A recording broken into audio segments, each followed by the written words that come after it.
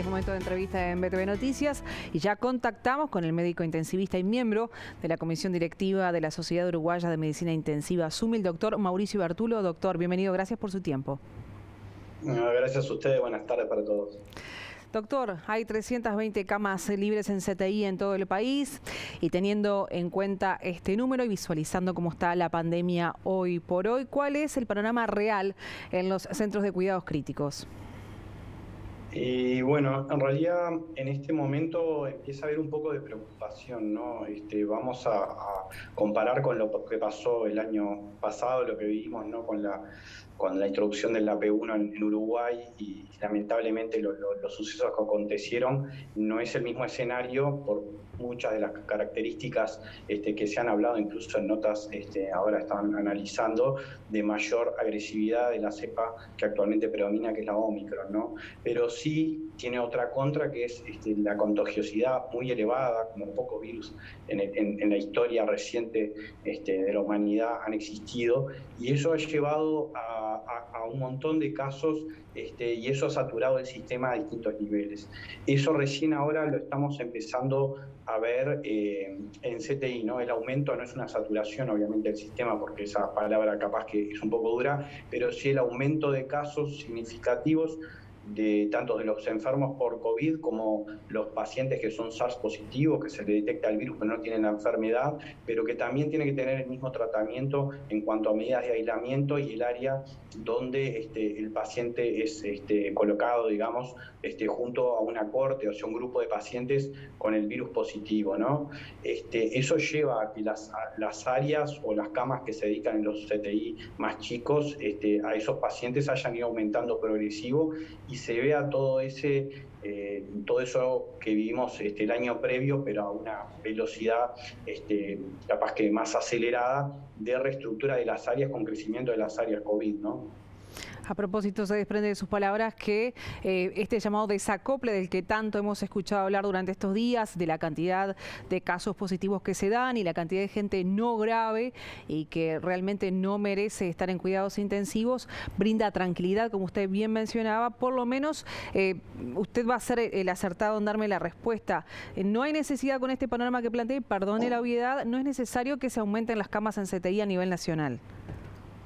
En realidad no te podría dar una respuesta. Eso se está haciendo un monitoreo, bueno, el monitoreo a nivel nacional lo está haciendo el MIRA. Nosotros volvimos a hacer una especie de monitoreo con censos diarios a menor escala de lo que veníamos haciendo durante la emergencia del AP1, pero puede ser un problema que se vaya complejizando por múltiples factores, ¿no? Lo que estamos hablando, ustedes saben que epidemiológicamente hay distintos modelos de cómo se ha comportado el impacto que ha tenido la Omicron en distintas poblaciones, ¿no? Que primero nos quedamos tranquilos con las primeras informaciones, lo que pasaba en Sudáfrica, ¿no? Que fue el país donde se detectó y donde empezó a llegar en la primera quincena de noviembre, y sobre todo la segunda quincena fue lo que se afectó. Se vio que había un pico y como que más o menos al mes ese volumen de casos empezaba a descender progresivamente, ¿no? Eso generó cierto alivio a la comunidad internacional, ¿no? Obviamente de los sistemas sanitarios. Pero a su vez, como estuvieron repasando en notas recientes, surge un sublinaje, una variante de la Omicron, donde muchos países que se había visto ese decrecimiento en el número de casos, como Dinamarca, que es otro de los ejemplos porque fue de los primeros que impactó y son sistemas con buenos niveles de vigilancia epidemiológica, se observó un estancamiento y después un crecimiento nuevo de los casos, ¿no?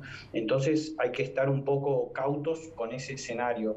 Uruguay obviamente no sabemos qué escenario va a presentar, pero hay que creo que ir siguiendo el fenómeno y obviamente los datos que se vayan generando, entre más datos uno puede tomar decisiones más adecuadas, van a ser fundamentales.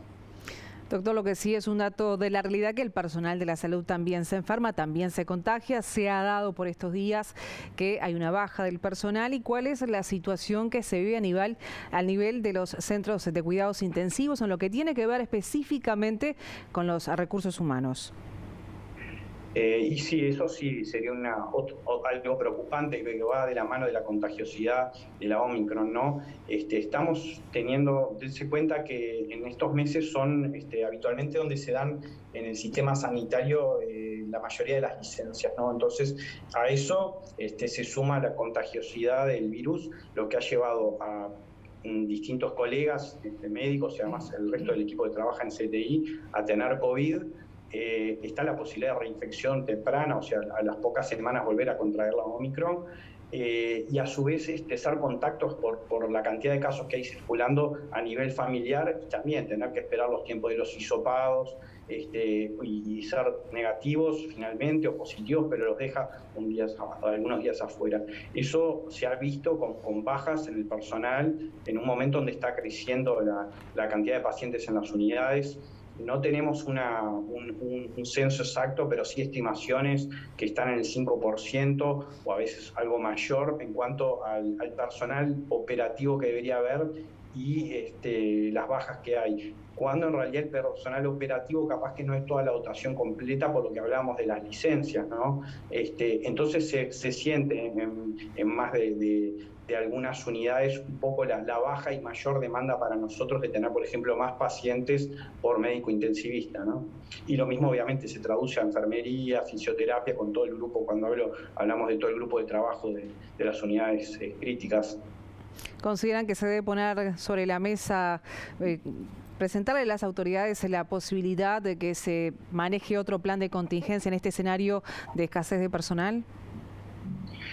En realidad creo que desde el Ministerio de Salud Pública se está haciendo un seguimiento de esta situación. Bueno, ustedes saben, fue público conocimiento. La semana pasada incluso hubo una reunión con las distintas sociedades científicas, de la cual la Asociación de Urología y Medicina Intensiva participó, yo participé en esa reunión, y también el sindicato médico, y justamente tuvimos una charla bastante abierta con el ministro, con la posibilidad de las distintas sociedades científicas y los distintos actores hacer este tipo de planteos, y bueno, con muy buena recepción y con intercambio.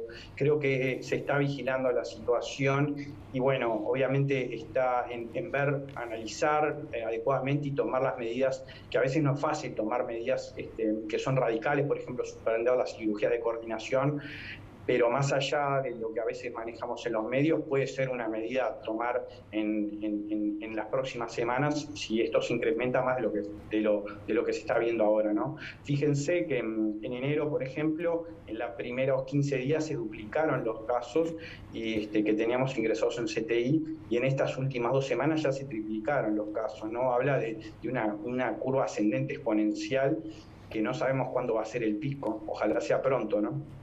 Doctor, brevemente ya sobre el final de esta entrevista le consulto, además tienen que lidiar trabajando en un área de la salud tan particular, tan delicada, con el estrés que genera esta pandemia. ¿Cómo lo va llevando el personal de salud de los CTI? Y la verdad que es un poco preocupante, te voy a decir, porque previo al Omicron quedó muy desgastado. Capaz que la gente normal no lo percibe, pero todo ese estrés que vivimos toda la sociedad, para nosotros, me refiero a todo el personal de las áreas críticas, fue mucho mayor, ¿no? Y eso generó un desgaste importante, ¿no? Y ahora nos agarra en esa situación. Sobre ese desgaste, yo veo a muchos colegas, es más, lo hablamos reiteradamente, lo hablo con la psicóloga del servicio, que muchos estamos burnouteados, ¿no? Y eso se ve, obviamente que ahora las licencias ayudan un poco, pero se ve. Hoy, evidentemente, igual uno deja todo lo que puede en el trabajo, pero no es la misma condición que capaz que nos agarraba el año pasado. Y también creo que hubo cierta carencia en el abordaje de distintos actores, no más allá de las promesas que se hicieron, fue muy poca finalmente la ayuda del punto de vista psicológico, tanto a los equipos como al personal de forma individual en sí.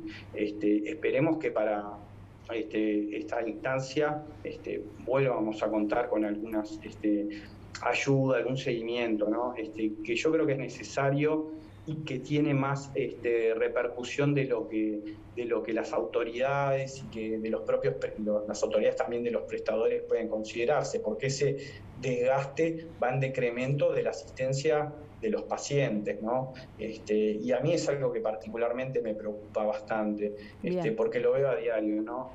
Pero bueno, quédense tranquilos que por el otro lado, así como le digo de eso, todos mis colegas y el resto del personal que trabaja con nosotros y en otros CTIs está dejando todo y ya está preparado para esta nueva oleada de casos. Bien, doctor Mauricio Bertulo, muchas gracias por estos minutos con BTV Noticias.